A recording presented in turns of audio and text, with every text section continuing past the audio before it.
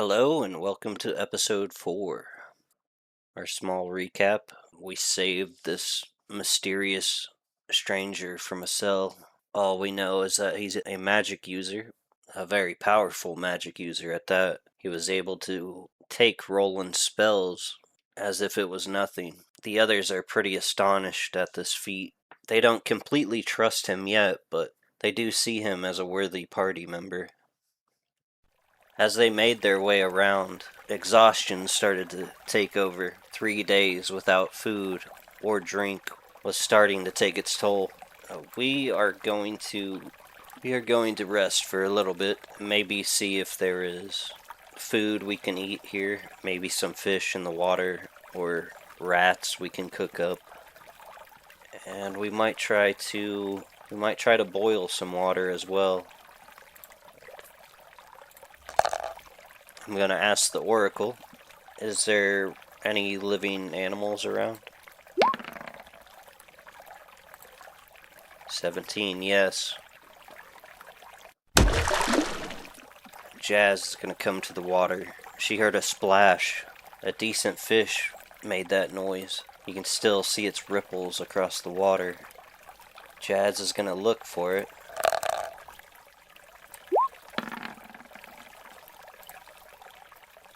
Perception. Let's say 12 plus 3. So a 15. She sees it. The fish got spooked by the shadows over the water. And it's rushing down here. She is going to take aim with her bow and fire. She missed. She's going to try one more time. So she quickly draws another arrow. 16, that's a hit. The arrow soars over the water and nails the fish right between the gills, and the arrow's coming out of its mouth. It's floating dead in this area. She's gonna hop in, retrieve the fish. As she does that, I'm gonna ask the Oracle if any encounters happen. That's a yes. Something is heard in the stairs.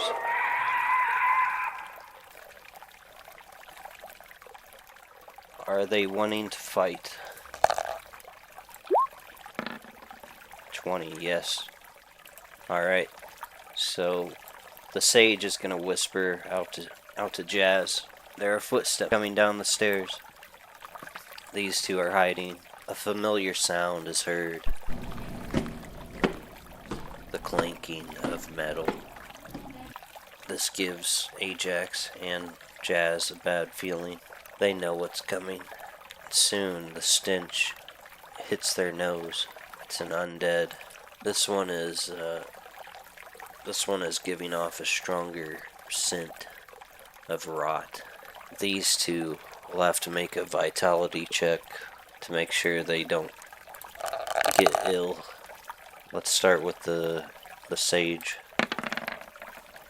11 plus, that's a 10. The sage is feeling a little ill to his stomach, but he passes. He walks a little further, and Ajax smells it. 15, he passes. He holds his breath for a moment, and he toughens it out. Jazz, since Jazz isn't even close to combat yet, she is going to try to lure it down here. Let's see. She's gonna make a charisma save to try to roll deception. She's just gonna splash the water. 8 plus 1, 9. No, it doesn't fall for it. Does the skeleton know these two are behind it? Yes, okay. Alright, we are rolling initiative. Let's start with the sage. 8, Ajax. 12, Undead. 7. And Jazz. 12. Okay. Jazz's turn is going to continue. She's going to fire at him with her bow. 15. That's a clear hit. She slings the arrow, and it finds his eye socket and just jams its way in there. Let's roll damage. 4. 5 plus 1. So it takes 6 damage. Alright, Ajax is going to swing with his longsword.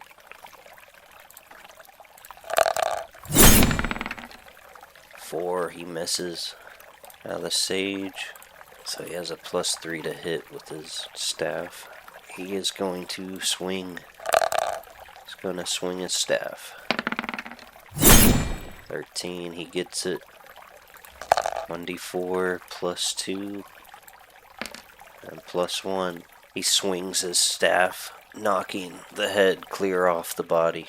The bones crumble without the support of its head. Does this thing have loot? 18, yes. Alright, let's roll 1d6, see what we get. 2, a healing potion. Nice. That gives us 2. Oh, we could always use that. Jazz walks up. I think it's time to eat. I couldn't agree more, Ajax says. Over here in the corner, they build a small fire. They cook the fish.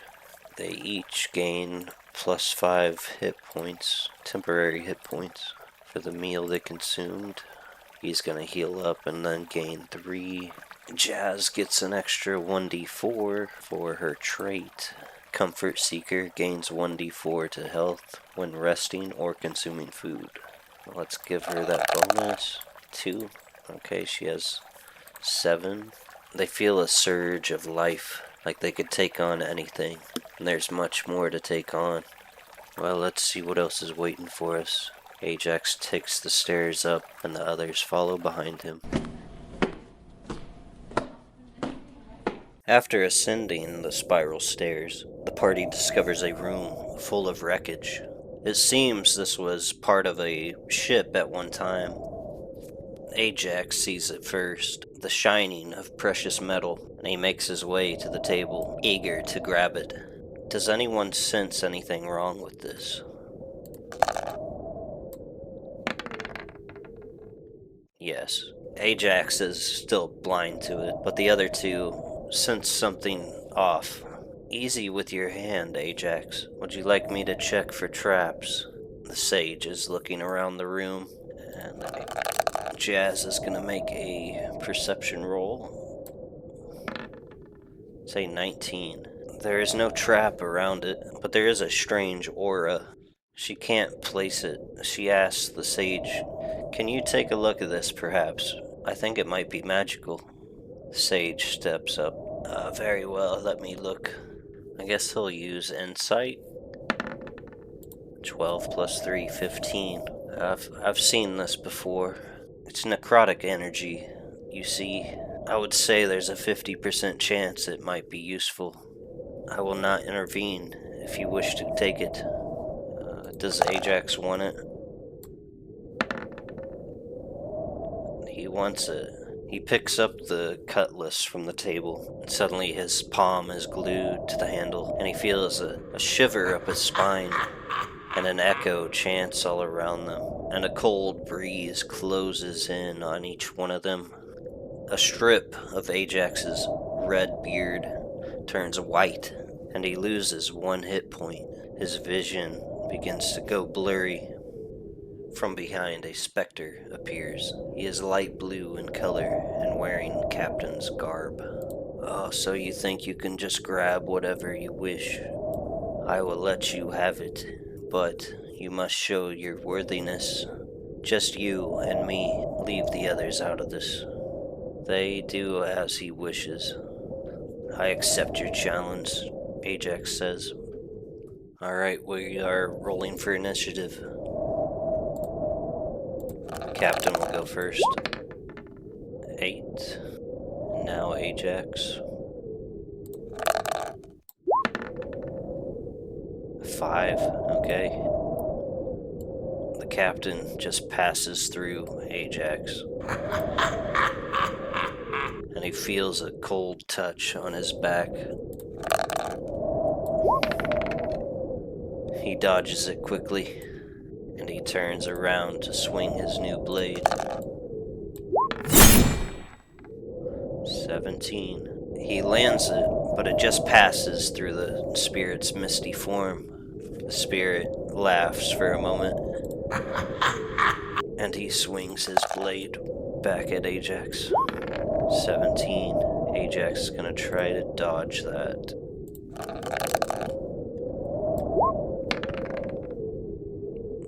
He doesn't. The sword slashes. He doesn't feel a normal cut from a blade. This is cold. It's freezing him from the inside. Takes 3 damage. The ghost moves away. Ajax's turn again. He's gonna try the Cutlass one more time. It's a natural 20. Does 1d10 plus 1d6. 9 plus 1. That's 10 damage. The spirit of the captain felt that one, and the way he swung the sword made it seem like it was made for him. The captain surrenders. You have proved yourself. He tells the party there are other items in this prison that might help them, but at a price. He wants to be avenged. He was one of the first victims of this undead curse, and he wants to see the warden slain. He tells of a bell that summons members of his old crew, guarded by a beast, but it is not what it appears. Only blood from the Cutlass will reveal its true form. There is also a great temple to a long-forgotten god. There is a steering wheel to my old ship. It is anchored on the outskirts of this island. To find this temple, you must climb or learn to fly, or make something rise. The captain vanishes, and the party continues. So strange that it is. Well, we got a clean goal. We must find these other items. I think that's where we'll stop for today. If you wish to see more, please like and subscribe. I am Moonmage, and I'll catch you in the next one.